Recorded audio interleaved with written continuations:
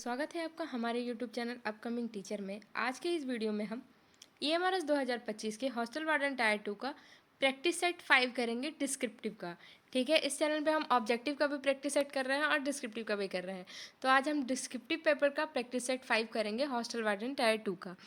ये सारा जो हम लोग प्रैक्टिस सेट कर रहे हैं इसका सेम टू सेम कंटेंट आपको एग्जाम में देखने के लिए मिलेगा।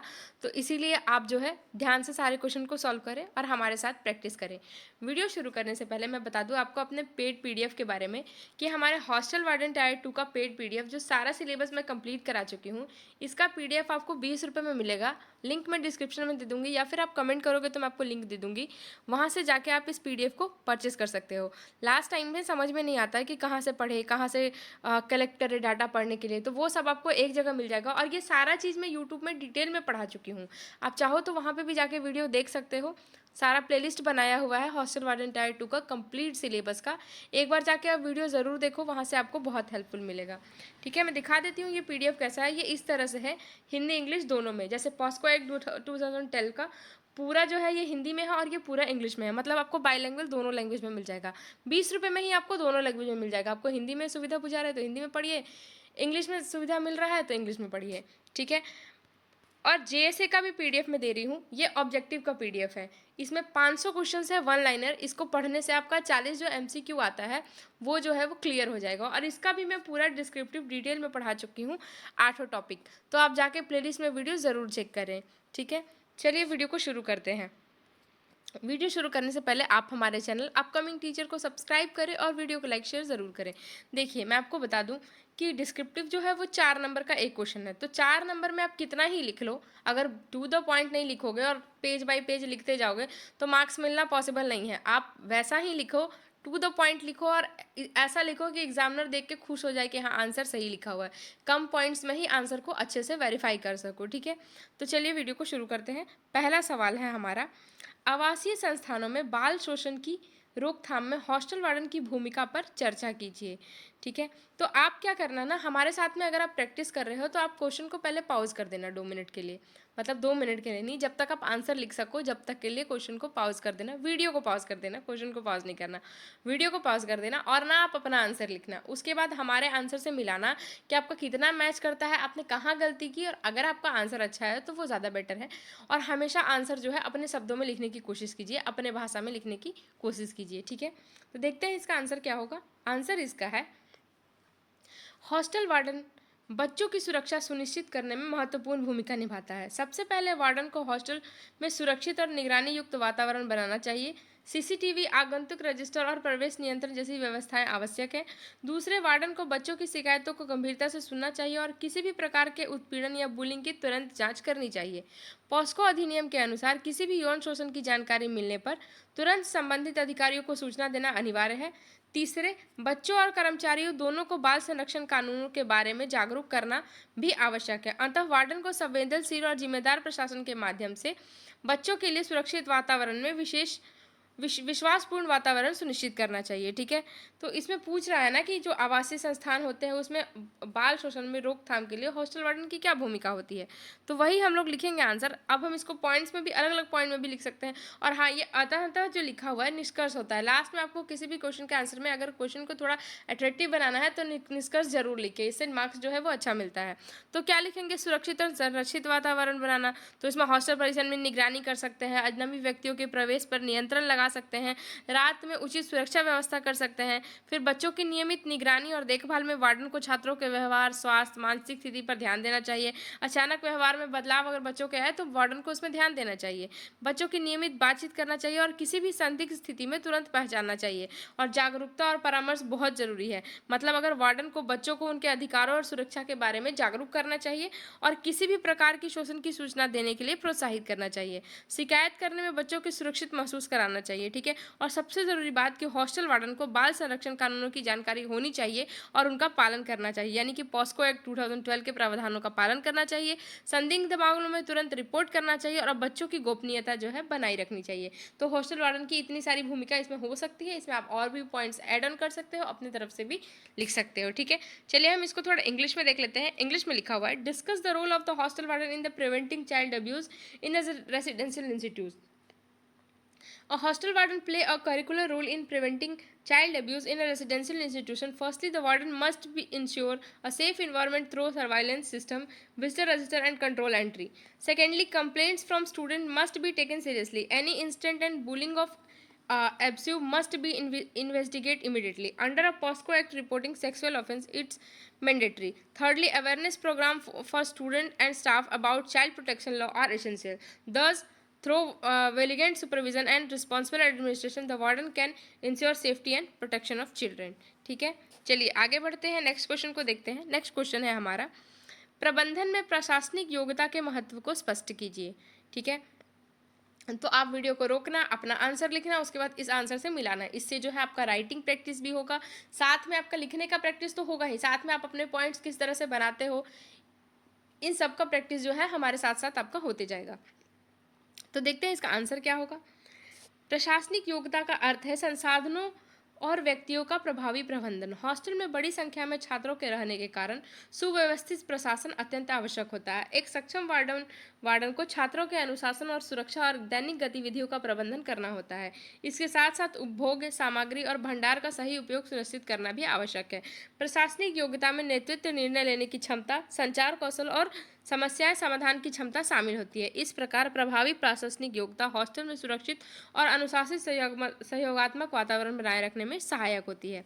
कहने का मतलब है कि प्रभावी योजना जो है वो निर्णय और निर्माण, ये तीनों को क्या करती है, एकजुट करती है। प्रशासनिक योग्यता के माध्यम से प्रबंधक सही योजना बना सकता है और परिस्थितियों के अनुसार क्या कर सकता है, उचित निर्णय ले सकता है। इससे संस्थान के लक्ष्यों को प्राप्त करना आसान हो जाता है। संसाधनों का उचित उपयोग होता है। किसी भी संस्था में मानव संसाधन, समय पर विपरीत संसाधन सीमित होते हैं और प्रशासनिक कौशल में इन संसाधनों को संतुलित और प्रभावी और उपयोगी करना सुनिश्चित होता है। ठीक है, और अनुशासन और व्यवस्था बनाए रखने के लिए भी प्रशासनिक क्षमता संस्थानों के नियमों का पालन, अनुशासन और जिम्मेदारी की भावना विकसित करती है। ठीक है, साथ में समस्या समाधान के लिए तो अतः कहा जा सकता है ना कि प्रशासनिक योग्यता जो है प्रबंधन की सफलता की आधारशिला है और इसके बिना संगठन के लक्ष्यों को क्या करना, प्रभावी ढंग से प्राप्त करना कठिन हो जाता है। एक सक्षम प्रशासक संस्था की कार्यक्षमता, अनुशासन और विकास को सुनिश्चित करता है। मतलब कि प्रबंधन में प्रशासनिक योग्यता का महत्व जो है वो हर चीज़ के लिए जरूरी है, चाहे अनुशासन के लिए हो, चाहे संसाधन के लिए हो, चाहे सुरक्षित और अनुशासित सहयोगात्मक वातावरण के लिए हो। ठीक है, आइए हम इसको इंग्लिश में देख लेते हैं। Explain the importance of administrative aptitude in hostel management. Administrative aptitude refers to the ability to manage resource and people effectively. In hostel where many students live together, proper administration essential. A, a, com- a, comp- A competent warden must manage discipline, safety, and daily activities of students. Proper management of consumable and inventory is also important. Administrative aptitude include leadership, decision-making ability, communication skill, and problem-solving capability. Therefore, strong administrative aptitude help maintain safe, organized, and disciplined hostel environment. ठीक है, तो ये हो गया हमारा English में। अगर आप चाहो तो आप इसका स्क्रीनशॉट भी लिख सकते हो और अपने तरह से इसमें पॉइंट ऐड ऑन करके आगे लिख सकते हो। आगे बढ़ते हैं, नेक्स्ट क्वेश्चन को देखते हैं। नेक्स्ट क्वेश्चन है हमारा, सामाजिक संकेतक के रूप में बाल मृत्यु दर के महत्व पर टिप्पणी कीजिए। ठीक है, तो हमें बाल मृत्यु दर के महत्व पर सामाजिक संकेतक को लेकर टिप्पणी करना है। ठीक है, इन्फेंट मोर्टेलिटी रेट के बारे में। ठीक है, तो चलिए देखते हैं आंसर इसका क्या होगा। बाल मृत्यु दर से तात्पर्य है प्रति 1000 जीवित जन्मों पर बच्चों की मृत्यु की संख्या। मतलब कि जो बाल मृत्यु दर का वो कैसे काउंट होता है, प्रति 1000 जीवित बच्चों पर जन्मों पर बच्चों की मृत्यु की संख्या से। ठीक है, यह किसी देश या क्षेत्र के स्वास्थ्य स्तर और पोषण की स्थिति का महत्वपूर्ण संकेतक है। यदि किसी क्षेत्र में बाल मृत्यु दर अधिक होती है तो यह दर्शाता है कि वहाँ स्वास्थ्य सुविधाएं, पोषण और स्वच्छता की स्थिति कमजोर है। सरकारें बाल मृत्यु दर को कम करने के लिए टीकाकरण कार्यक्रम, मातृ स्वास्थ्य सेवाएं, पोषण योजनाएं लागू करती हैं। इस प्रकार बाल मृत्यु दर समाज के स्वास्थ्य और विकास में महत्वपूर्ण सूचक है। ठीक है, बाल मृत्यु दर जो है, देखिए मैं थोड़ा सा आपको यहाँ पे डिटेल में समझा दे रही हूँ ताकि आंसर जो है आप उसमें और ऐड ऑन कर सको और पॉइंट्स बना सको। ये तो हो गया जो हमने लिखा है। ठीक है, और मैं थोड़ा सा आपको एक्सप्लेन करते जा रही हूँ एक्स्ट्रा। तो बाल मृत्यु दर जो है किसी समाज के स्वास्थ्य, पोषण और सामाजिक आर्थिक विकास का महत्वपूर्ण संकेतक माना जाता है। क्यों? क्योंकि यह सामान्यतः दर्शाता है कि 1 वर्ष से कम आयु की बच्चे की मृत्यु की संख्या दर्शा रही है। इसलिए इसे किसी भी देश के समाज के विकास स्तर को मापने का प्रमुख सामाजिक संकेतक माना गया है। कैसे? क्योंकि वहाँ का स्वास्थ्य सेवा व्यवस्था अगर सही रहेगा तो बच्चे की मृत्यु दर क्या होगी, कम होगी। पोषण और जीवन स्तर जो है वो सही रहेगा, स्वच्छता रहेगी, पोषण मिलेगा, तो उच्च बाल मृत्यु दर और कुपोषण, गरीबी और खराब स्वच्छता की स्थिति को दर्शाती रहेगी। अगर मातृ स्वास्थ्य स्थिति सही रहेगी तो गर्भ में बच्चा ऑटोमेटिक नहीं मरेगा, जन्म लेने के बाद नहीं मरेगा। और सरकारी नीतियों का मूल्यांकन होता रहेगा कि समय पर टीकाकरण मिल रहा है कि नहीं, समय पे गर्भवती महिलाओं को सुविधा मिल रहा है कि नहीं, तो वहाँ पे भी क्या होगा, बाल मृत्यु दर के आधार को कम किया जा सकता है। तो हम निष्कर्ष भी इसका बना के लिख सकते हैं कि अतः बाल मृत्यु दर किसी समाज के स्वास्थ्य, पोषण, शिक्षा और आर्थिक स्थिति का महत्वपूर्ण सामाजिक संकेतक है और इसकी कमी किसी भी देश के समग्र सामाजिक विकास और बेहतर जीवन स्तर को दर्शाती है। ठीक है, इस तरह से हम इसका पूरा आंसर बना के लिख सकते हैं। इंग्लिश में देखते हैं।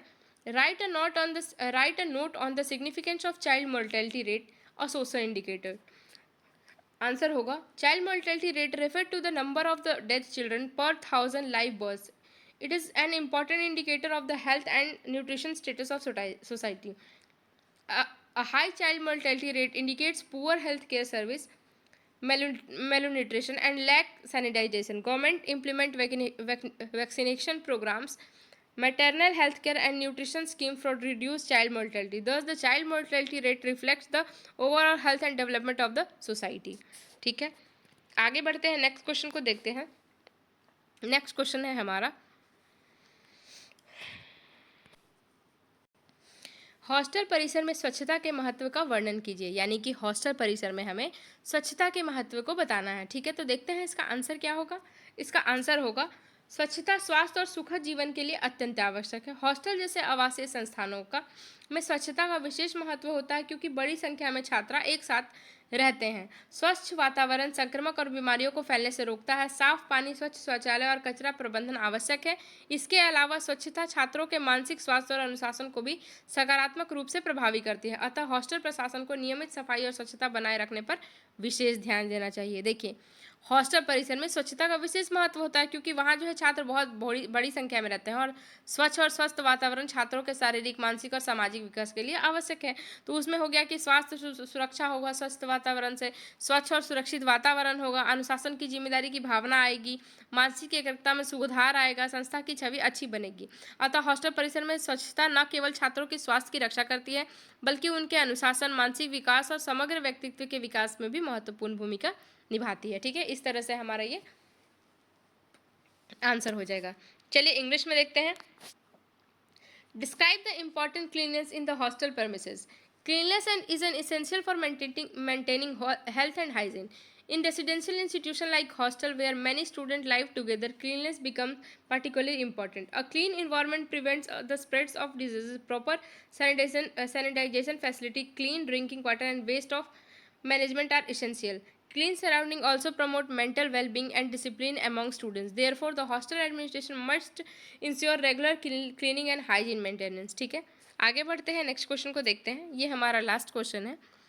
हॉस्टल प्रशासन में सही रिकॉर्ड प्रबंधन के महत्व को स्पष्ट कीजिए। ठीक है, तो हमें यहाँ पे रिकॉर्ड प्रबंधन यानी रिकॉर्ड मैनेजमेंट के बारे में बताना है इसमें। तो देखते हैं इसका आंसर क्या होगा। रिकॉर्ड प्रबंधन हॉस्टल प्रशासन का एक महत्वपूर्ण भाग है। इसमें छात्रों की व्यक्तिगत जानकारी, स्वास्थ्य रिकॉर्ड, उपस्थित रजिस्टर और आगंतुक रजिस्टर शामिल होते हैं, यानी कि विजिटर रजिस्टर। सही रिकॉर्ड रखने से प्रशासन में पारदर्शिता और जवाबदेही बनी रहती है और आपातकालीन परिस्थितियों में स्वास्थ्य और संपर्क की जानकारी बहुत उपयोगी होती है। इसके अतिरिक्त निरीक्षण, ऑडिट या कानूनी जांच के दौरान भी रिकॉर्ड महत्वपूर्ण भूमिका निभाता है। इस प्रकार उचित रिकॉर्ड प्रबंधन प्रभावी प्रशासन की आधारशिला है। ठीक है, इसको देखते हैं इंग्लिश में क्या होगा। पहले मैं थोड़ा सा आपको समझा देती हूँ। ठीक है, हॉस्टल में पूछ रहा है कि हॉस्टल में जो है रिकॉर्ड प्रबंधन का क्या महत्व है, यानी रिकॉर्ड मैनेजमेंट का। तो रिकॉर्ड मैनेजमेंट जो है वो बहुत महत्वपूर्ण होता है किसी भी चीज़ में। रिकॉर्ड मैनेजमेंट का अर्थ है कि छात्रों, कर्मचारियों, उपस्थिति, स्वास्थ्य, सुरक्षा और अन्य प्रशासनिक गतिविधियों से संबंधित जानकारी को व्यवस्थित रूप से दर्ज करना और सुरक्षित रखना। यह हॉस्टल के सुचारू प्रभावी संचालन की महत्व भूमिका है। सबसे पहले तो हो गया कि प्रशासनिक कार्यों में पारदर्शिता। अगर आप मैनेजमेंट, रिकॉर्ड मैनेजमेंट रखोगे तो कोई भी प्रशासनिक कार्य होता है तो आपकी ट्रांसपेरेंसी बनी रहेगी, आप तुरंत रिकॉर्ड दिखा दोगे कि हमारे पास इस चीज़ का रिकॉर्ड है। ठीक है, साथ ही छात्रों की सुरक्षा और निगरानी होगी। आपातकालीन स्थिति में सहायता होगी। अगर हम बच्चों का स्वास्थ्य रिकॉर्ड रखते हैं और अचानक बच्चे बीमार पड़ जाते हैं तो उनकी ट्रीटमेंट में हमारा स्वास्थ्य रिकॉर्ड बहुत ज़्यादा काम आता है, तो आपातकालीन स्थिति में सहायता होगी। साथ ही कानूनी और प्रशासनिक आवश्यकताएं की पूर्ति होगी।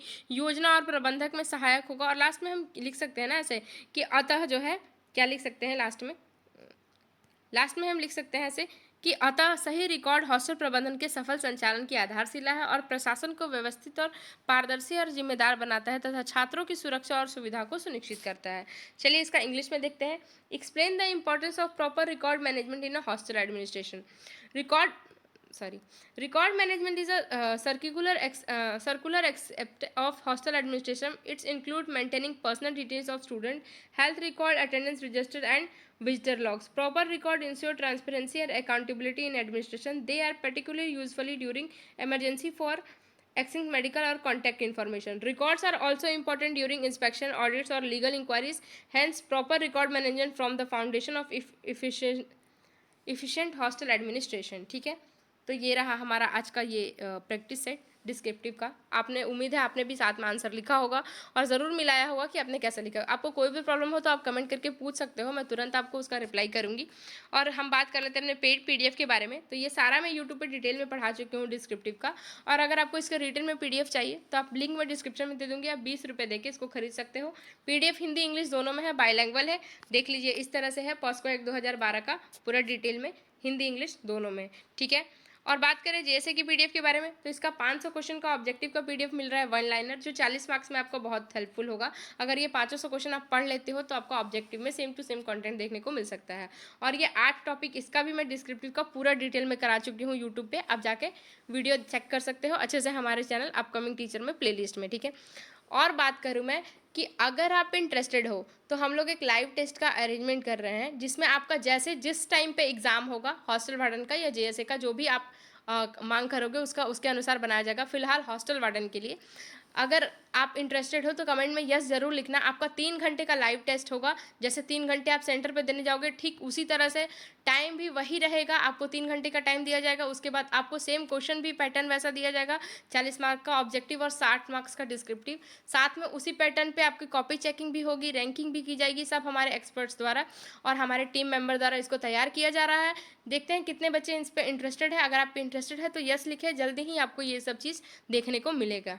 ठीक है, तो आज के वीडियो में बस इतना ही। अगर आपको वीडियो अच्छा लगे तो हमारे चैनल अपकमिंग टीचर को सब्सक्राइब करें और वीडियो को लाइक शेयर ज़रूर करें। मिलते हैं नेक्स्ट वीडियो में, तब तक के लिए धन्यवाद।